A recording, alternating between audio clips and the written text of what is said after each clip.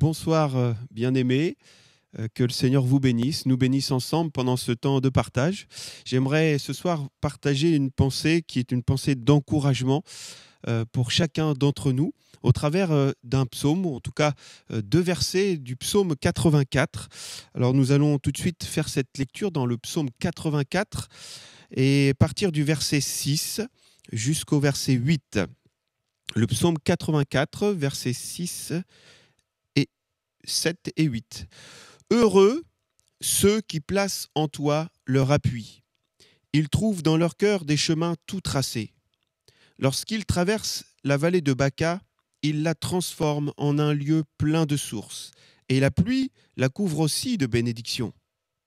Leur force augmente pendant la marche et ils se présentent devant Dieu à Sion. Amen. Nous sommes là devant un texte plein de vérité. Bien sûr, la parole de Dieu est la vérité. Et ce que je souhaite, c'est que chacun d'entre nous, nous puissions vivre cette bénédiction, même ce miracle qui est nommé, qui est déclaré dans ce verset, dans ces quelques versets. Ces versets commencent, ce passage commence par ce mot « heureux ». Heureux ceux qui placent en toi leur appui. En toi, Seigneur, leur appui. Bien sûr, tous ceux qui se confient dans le Seigneur ne vivent pas que des temps toujours faciles. Mais ils peuvent vivre avec la joie dans le cœur, être heureux, malgré les circonstances. Nous sommes dans un contexte difficile, nous le savons, et peut-être certains même un contexte encore plus difficile que d'autres. Eh bien, j'aimerais vous dire, ceux qui se confient dans le Seigneur, dans ces temps difficiles, ils sont heureux. Et je souhaite que chacun d'entre nous, vous qui nous écoutez, vous qui écoutez ce message, vous puissiez vivre cette joie du Saint-Esprit, cette joie de Dieu dans votre cœur. Être heureux simplement parce qu'on peut s'appuyer sur le Seigneur. Il est digne de notre confiance, parce que lui, il est fidèle, il ne se reniera pas, il reste le même. Il est un ami fidèle et tendre. Et il est vraiment bon de pouvoir s'appuyer sur un tel ami. Le Seigneur, l'Éternel, est celui sur qui on peut s'appuyer. Et donc, ceux qui s'appuient sur l'Éternel sont heureux. C'est ce que déclare ce premier verset. Ensuite, nous trouvons ces quelques mots où ils trouvent dans leur cœur, donc ceux qui se confient dans le Seigneur, ils trouvent dans leur cœur des chemins tout tracés. Oui, en effet, Dieu connaît toutes choses, Dieu guide la vie de ceux qui lui ont confié leur vie. Et mon ami, si tu n'as pas encore confié ta vie et tu vois que ta vie prend des chemins tortueux et s'arrête souvent dans des voies sans issue, et tu cherches ta voie, tu cherches ton chemin, j'aimerais t'inviter ce soir, à donner ta vie au Seigneur Jésus, à te confier en lui. Parce que ceux qui se confient en lui, ils trouvent des chemins tout tracés dans leur cœur. Oui, le Seigneur a préparé des choses d'avance. Pour nous nous sommes confiés dans le Seigneur, qui lui avons confié notre vie, il a préparé des œuvres d'avance afin que nous les pratiquions.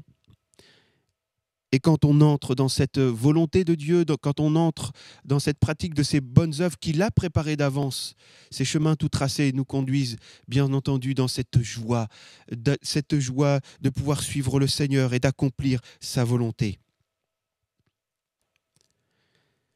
Ceux qui placent leur appui dans le Seigneur, donc trouvent des chemins tout tracés, ils sont heureux. Et puis le verset 7, et c'est surtout sur ce verset que j'aimerais m'arrêter ce soir, il y a quelque chose à souligner, à peut-être rappeler pour certains, peut-être à découvrir pour d'autres. Lorsque ceux qui se confient dans le Seigneur, lorsqu'ils traversent la vallée de Baca, ils la transforment en un lieu plein de sources, et la pluie aussi la couvre de bénédiction. La vallée de Baca, lorsqu'il traverse la vallée de Baca, ça signifie la vallée des larmes, la vallée des souffrances, de l'épreuve, de la difficulté qui nous tire des larmes dans nos yeux, qui fait pleurer notre âme, parce que nous traversons des temps difficiles. Oui, ceux qui se confient dans le Seigneur ne sont pas épargnés non plus par l'épreuve, la difficulté, les situations difficiles, les situations de maladie. Non, le chrétien, celui qui se confie dans le Seigneur, je le rappelle, n'est pas épargné par ces choses. Mais une chose est certaine, c'est qu'il trouvera toujours le secours de l'Éternel dans cette vallée de Baca. Le Seigneur est fidèle et il sera toujours là. Dans cette vallée de Baca, il peut y avoir un miracle qui se produit. Nous sommes, et peut-être vous êtes aujourd'hui dans cette vallée de Baca, dans une vallée de Baca, où vous êtes dans les pleurs, dans la difficulté, dans la souffrance. Mais une chose est sûre, et ce texte nous le rappelle, c'est qu'il peut y avoir une transformation de cette vallée de Baca, cette vallée de pleurs, en une vallée où l'on trouve plein de sources. Oui, il la transforme en un lieu plein de sources, plein de bénédictions, un lieu où il fait bon vivre, où on peut s'arrêter pour se rafraîchir, où on trouve une ressource dans cette situation. Oui, c'est un miracle qui peut se produire dans cette vallée. Je pense que vous avez remarqué comme moi, et je l'ai remarqué il n'y a pas tant d'années que cela, mais quand j'avais lu pour la première fois ce verset, j'avais mal compris ce verset. Je vous explique, lorsqu'ils traversent, ceux qui se confient, ceux qui placent leur appui sur le Seigneur, lorsqu'ils traversent la vallée de Baca, ils la transforment en un lieu plein de sources. Je pensais que c'était Dieu, il avec une majuscule, c'était Dieu qui transformait ce lieu de pleurs en un lieu plein de sources. Mais dans ce texte, ce n'est pas le sens qui est donné, c'est ceux qui se confient dans le Seigneur et qui traversent cette vallée de Baca, ce sont ceux qui sont dans cette difficulté, qui transforment cette vallée de Baca en un lieu plein de sources. Dieu leur a donné ce pouvoir de transformer la vallée des pleurs en un lieu plein de sources. Bien-aimé, tu es dans la difficulté et je ne sais pas quelle est ta vallée de Baca aujourd'hui. Mais une chose est sûre, c'est que si tu t'appuies sur le Seigneur, il te donne la capacité de changer cette circonstance, de changer cette vallée des pleurs en un lieu plein de sources. Dieu fait cela dans ta vie. Mon frère, ma sœur, sois encouragé par cela. Je voudrais prendre avec vous un exemple concret dans la parole de Dieu, dans l'évangile de Luc. Vous le relirez. Plus précisément, je vais simplement le raconter. C'est dans Luc chapitre 8, verset 40 jusqu'au verset 56. Il y a là donc Jésus qui passe dans un certain lieu et à ce moment où il passe là dans ce lieu, va survenir un homme qui s'appelle Jairus. Jairus, c'était le responsable de la synagogue. Et il se jette aux pieds de Jésus. Il est dans sa vallée, lui, Jairus est dans sa vallée de Baca. Jésus est là aussi.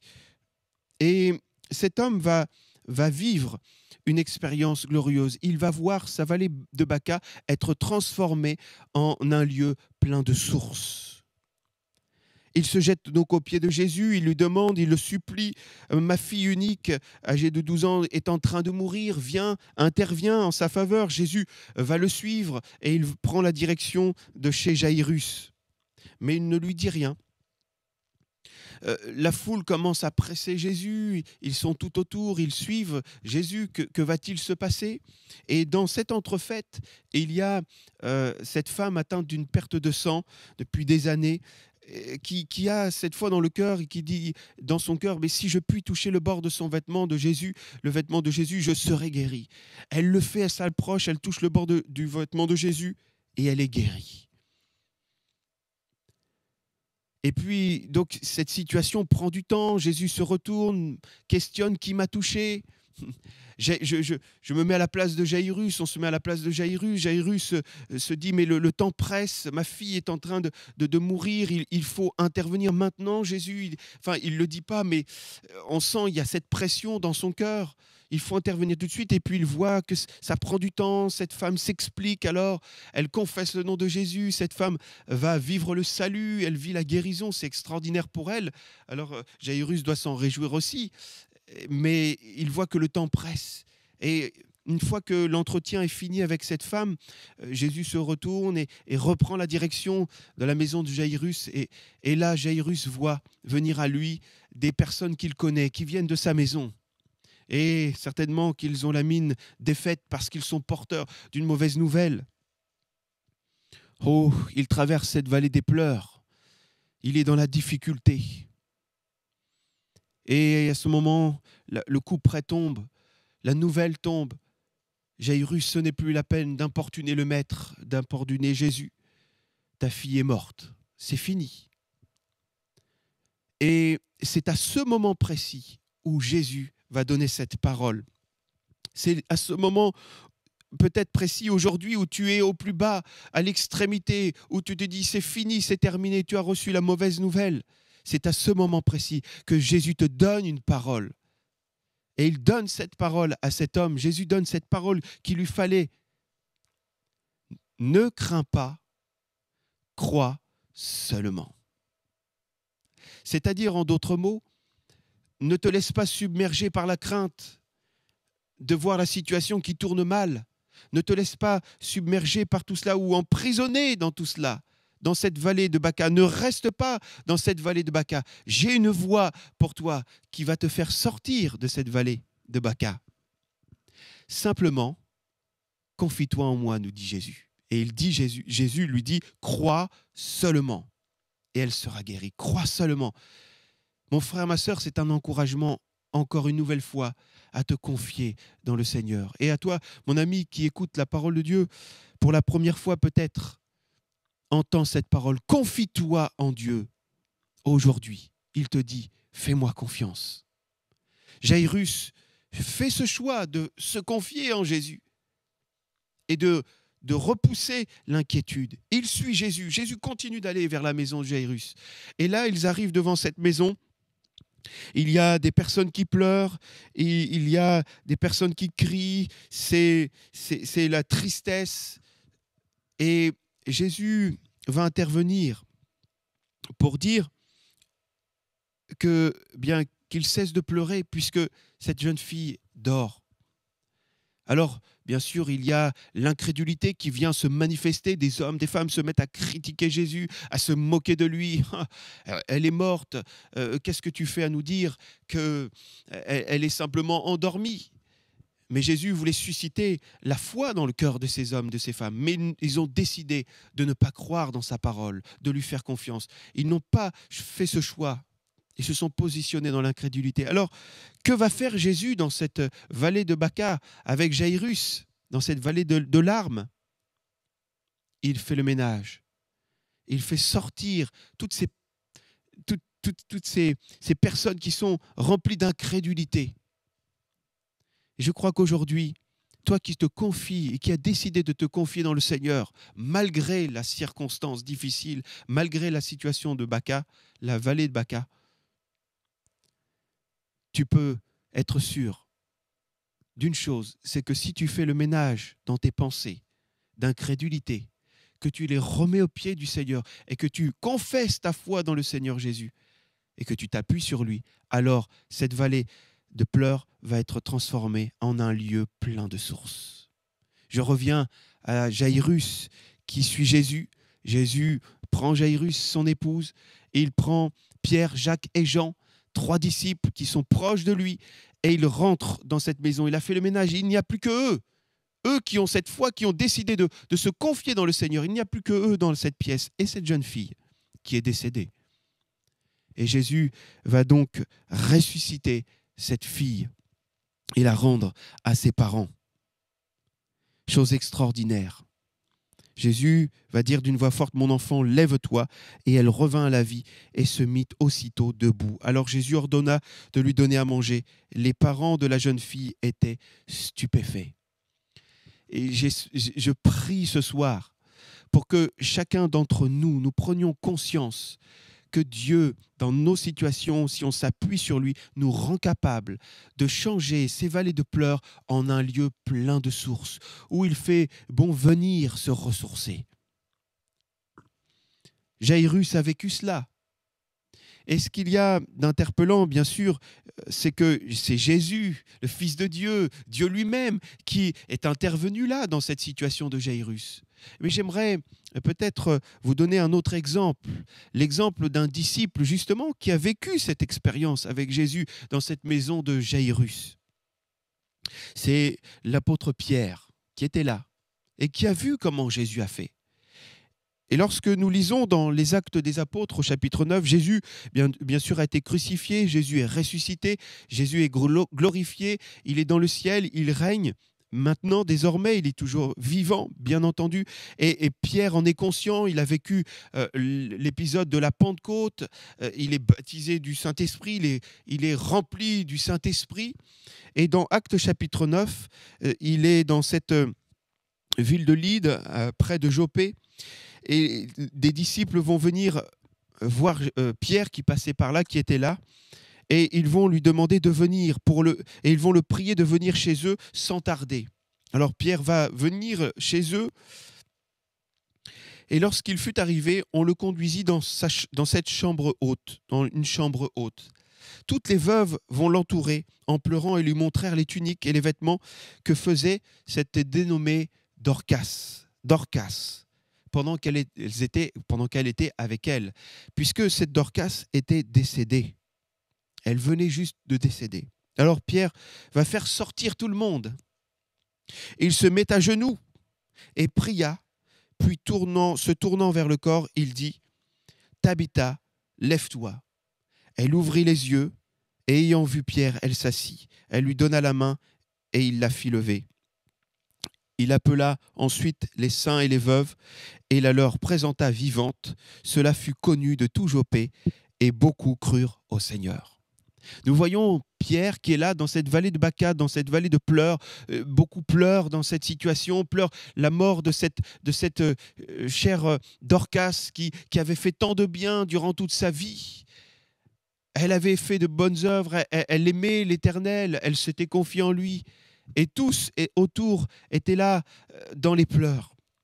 Simon-Pierre va faire comme son maître, Jésus. Il va faire sortir tout le monde. Et il se tient là devant le Seigneur et devant le corps de cette femme. Et cette vallée des pleurs va être transformée en un lieu plein de sources et de bénédictions. Parce qu'il s'est confié en l'Éternel, parce qu'il a fléchi le genou, parce qu'il a confessé sa foi dans le Seigneur, il a cherché sa volonté et il l'a accompli. Béni soit le Seigneur pour de tels miracles. Je voudrais peut-être, pour terminer, avant de terminer, poser cette question. Oui, où en est-on dans notre vie personnelle aujourd'hui? Quelle est peut-être notre vallée de Baca? On peut mettre beaucoup de noms. La maladie, ça peut être une histoire dans le couple, un déchirement dans la famille, ça peut être au travail, un harcèlement, ça peut être des difficultés, on ne fait plus surface, on est touché par le burn-out, ou ainsi de suite, tant de situations qui nous amènent là, dans cette vallée de Baca. Je vous invite à vous confier dans l'Éternel, à vous confier dans le Seigneur Jésus, à fléchir le genou, et ainsi vous vivrez ce miracle. Vous pourrez vivre cette transformation de cette vallée de Baca en un lieu plein de sources. Oui, la parole de Dieu dit vrai. Heureux ceux qui placent en toi leur appui. Ils trouvent dans leur cœur des chemins tout tracés. Lorsqu'ils traversent la vallée de Baca, ils la transforment en un lieu plein de sources. Et l'important vient à la suite. Et la pluie la couvre aussi de bénédictions. Lorsque nous vivons cela et que nous décidons, comme Jairus, de croire et de transformer, de voir se transformer cette situation triste en une situation pleine de sources, alors l'approbation de Dieu vient, telle cette bénédiction, cette pluie qui vient du ciel, cette bénédiction qui vient d'en haut, elle vient sur nos vies. Et elle vient sur tous ceux qui nous entourent aussi et qui nous voient traverser cette situation. Et je termine en concluant par ce verset 8 du psaume 84 que nous avons lu en introduction. La force de ceux qui se confient dans le Seigneur augmente pendant la marche. Oui, ils ont marché dans cette vallée de Baca et tout homme, on va dire naturel, se fatigue, s'use quand il traverse des situations difficiles ou une situation difficile. Mais là, c'est le contraire. Une fois que cette vallée de Baca a été traversée et qu'elle a été transformée en un lieu plein de sources, il y a cette grâce qui vient d'en haut, qui vient de Dieu. Les forces sont renouvelées, elles sont même augmentées. C'est-à-dire qu'on a plus de force encore après qu'avant avoir traversé cette vallée de Baca. Et bien sûr, la finalité de toute chose, c'est que nous pouvons nous présenter devant Dieu. Et ça, c'est extraordinaire. Dieu est avant avec nous, Dieu est pendant la vallée de Baca. Dieu est là quand il y a cette transformation. Il couvre notre vie de sa bénédiction. Il augmente nos forces. Il nous donne plus de courage, encore plus de foi, plus de force pour avancer et continuer la marche de la foi. Et en plus, il nous donne ce privilège d'être encore là, à nos côtés, pour tout ce cheminement qui nous reste à faire. Que Dieu nous bénisse, que Dieu vous bénisse. Si vous êtes dans cette vallée de Baca, Dieu vous donne cette capacité aujourd'hui de la transformer en un lieu plein de sources.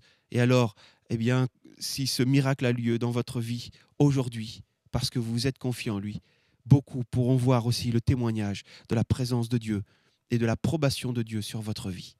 Que Dieu vous bénisse.